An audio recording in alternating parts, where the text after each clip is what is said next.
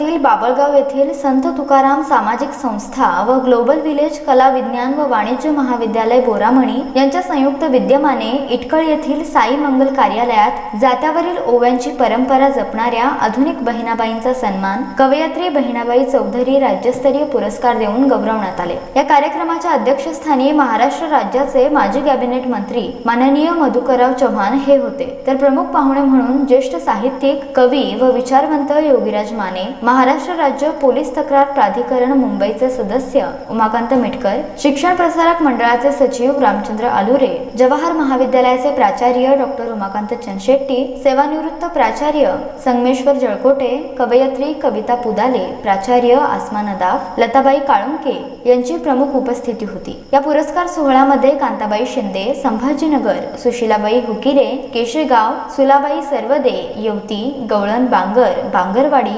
कस्तुराबाई देडे, सांगवी बुद्रुक, उषा देशमुख, धाराशिव, अंबुबाई कसबे, येवती, भिवराबाई थोरात, नळदुर्ग, सुमित्रा घुगे, अणदूर, अनघा ओवरीकर, तुळजापूर, मुक्ताबाई सारणे, चिवरी, अनुराधा उपासे, मंगरूळ, कमलबाई घुगे, अणदूर, सीमा वाघमारे, येवती, पद्माबाई रेवगे, अणदूर या महिलांचा राज्यस्तरीय पुरस्कार देऊन सन्मान करण्यात आला। या कार्यक्रमाचे सूत्रसंचालन डॉक्टर संतोष पवार यांनी केले, तर प्रास्ताविक कार्यक्रमाचे आयोजक दयानंद काळुंके यांनी, तर आभार मल्लीनाथ जळकोटे यांनी मानले। यासाठी विलास काळुंके, डॉक्टर प्रसन्न कंदले, दिनेश सलगरे, संजीव आलुरे, सिद्धाराम जळकोटे, केशव गायकवाड, सचिन तोग्गी, नामदेव गायकवाड, प्रबोध कांबळे, शशिकांत गायकवाड, सिद्धेश्वर भालेराव, महेश कसबे, स्वप्नील भालेकर, मंगेश कसबे, गौरव काळुंके यांनी पुढाकार घेतला।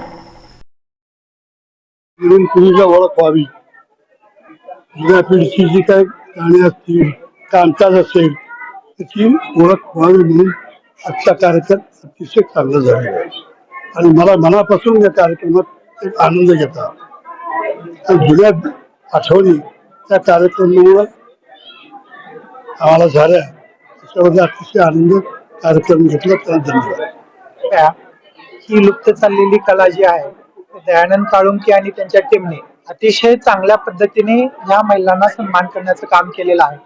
अतिशय सुंदर आणि देखणा कार्यक्रम आता झालेला आहे आणि ही लुप्त चाललेली कला खरंच जगवण्याचं, त्यांचं संपादन करण्याचं, त्याला टिकवण्याचं काम हे जे दयानंद काळुंके आणि त्यांच्या टीमने केलेलं आहे ते कौतुक करावं तेवढं कमीच आहे। निश्चितच आपल्या महाराष्ट्राची जी संस्कृती आहे किंवा जी परंपरा आहे आणि या लोकसाहित्याच्या माध्यमातून जी परंपरा जोपासली जावी तर ती सर्व परंपरा आता लोप पावत चाललेली आहे।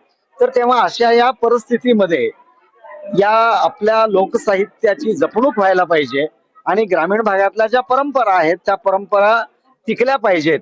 यासाठी या पारंपरिक गाणी म्हणणाऱ्या, जात्यावरील ओव्या म्हणणाऱ्या महिलांचा सन्मान आज संत तुकाराम सामाजिक संस्थेच्या आणि ग्लोबल विलेजच्या माध्यमातून या ठिकाणी जो होतो तो अत्यंत स्तुत्य वाटतो।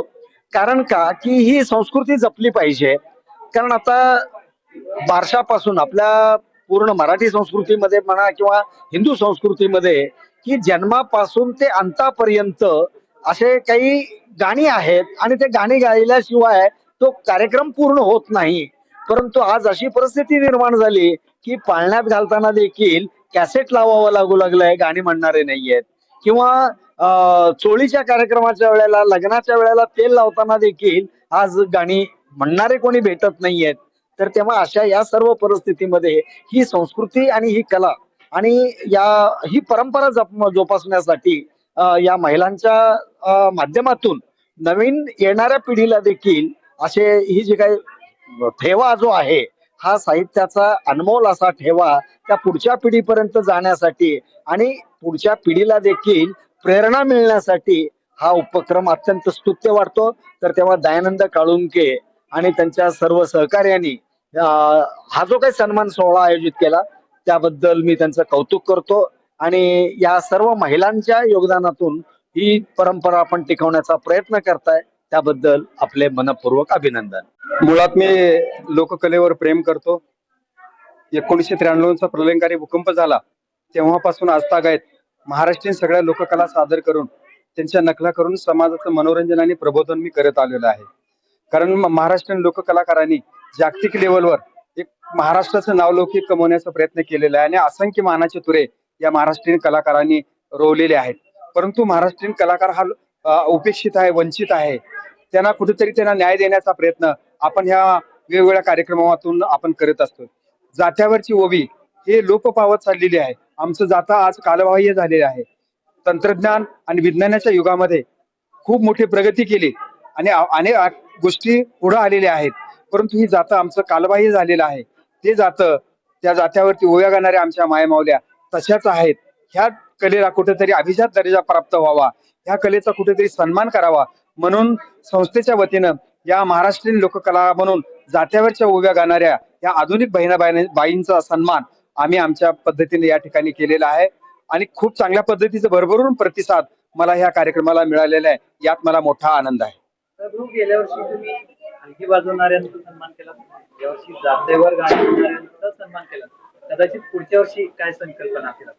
नाही, मुळात हलकी कलावंताचा जो सन्मान केला की दुसऱ्याच्या सन्मानामध्ये आयुष्यभर ह्या हलकी कलावंतांनी हलग्या वाजवल्या, परंतु त्यांचा सन्मान कुठे झाला नाही. म्हणून वडिलांच्या स्मरणार्थ मी 200 हलकी कलावंताचा अंदूर येथे महाराष्ट्र सांस्कृतिक विभागाने याची नोंद कुठेतरी घ्यावी असा कार्यक्रम आपण केलेला आहे. आणि यावर्षी जात्यावरच्या ओव्या ह्याही सुद्धा पारंपरिक पद्धतीच्या ह्या ओव्या आम्ही घेण्याचा प्रयत्न केलेला आहे. भविष्यामध्ये, कारण मुळातच मी कलावंत असल्यामुळं भविष्यामध्ये वेगवेगळ्या महाराष्ट्रीयन लोककलेचा आम्ही सन्मान करणार आहोत. पुढं मग ते बंजारा गीत असतील, नंतर ना ते भारुडकार असतील, नंतर ना पोवाडेवाले असतील किंवा कुडमुडे ज्योतिषी असतील किंवा वासुदेव असेल, अशा लोकांचा सन्मान करणं मी उचित मानतो. कारण त्यांच्यावरच संयुक्त महाराष्ट्राच्या लढ्यामध्ये ह्या लोककलावंतांनी खूप मोठं काम केलेलं आहे. त्यामुळे त्यांचा जोपर्यंत जीवाजीव असेपर्यंत मी अशा लोककलांचा सन्मान मी करणार आहे, त्यांच्या समवेत राहणार आहे. त्यांचं संघटन आणि पुनर्वसनासाठी मी काम करणार आहे. डी न्यूज मराठीसाठी लक्ष्मण दुपारगुडे, इटकळ, तुळजापूर.